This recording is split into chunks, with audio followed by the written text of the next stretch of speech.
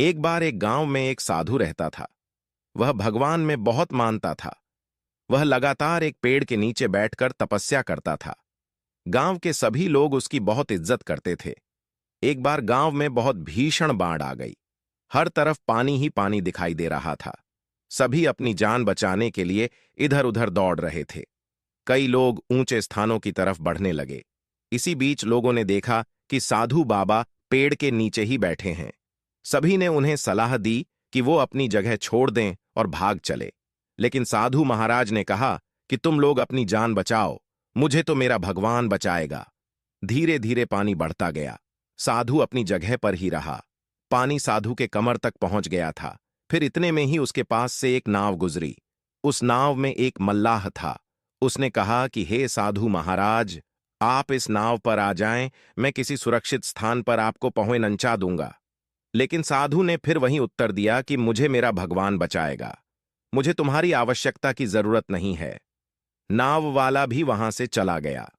कुछ देर बाद बाढ़ और भी ज्यादा हो गई। साधु को लगा कि उसे पेड़ पर चढ़ना होगा।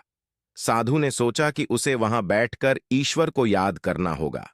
इतने में ही उसे गड़गड़ाहट की आवाज सुनाई दी। उसने देखा कि एक हेलीकॉप्टर उनकी मदद के लिए आया है।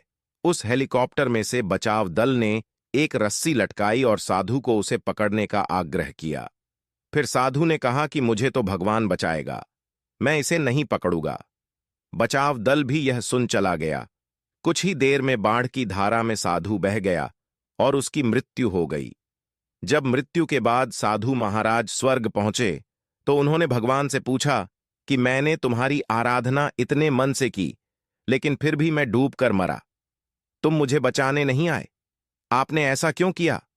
भगवान ने साधु महाराज से कहा कि मैं 3 बार तुम्हारी मदद करने आया।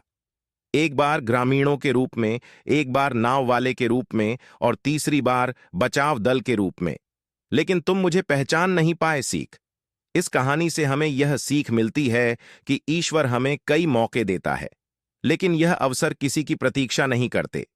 ये तेजी से गुजर जाते हैं। अगर हम उन्हें पहचानकर उनका लाभ उठा लेते हैं तो हम अपनी मंजिल पर जल्दी पहुंच जाते हैं। दोस्तों, अगर आपको कहानी पसंद आई हो तो चैनल को सब्सक्राइब करें और वीडियो को लाइक करें।